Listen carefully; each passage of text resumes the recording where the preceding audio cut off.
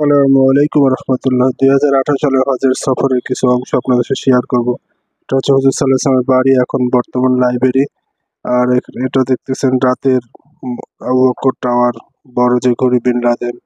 এটা খেজুর বাগান, নিজে দেখছি খেজুর বাগান, আরবের খেজুর, প্রসিদ্ধ খেজুর।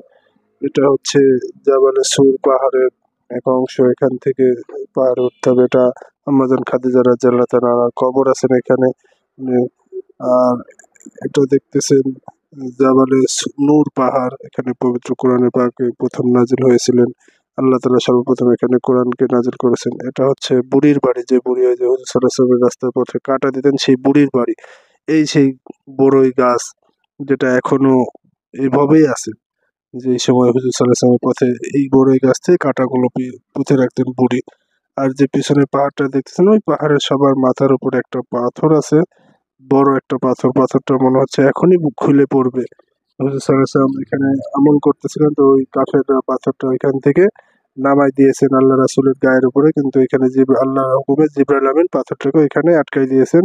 এবং এইভাবেই এখন পর্যন্ত অবিকল ওইভাবে পাহাড়ের সঙ্গে পাথরটা আটকায় আছেন। তো এগুলো নিজে দেখলাম, ভালো লাগছে। যে আবু হজের সফর 18 সালে তো ওইভাবে তেমন কোনো ছবি উঠানো হয় নাই, তো এটাই দেখার জন্য দিলাম ইনশাল্লাহ।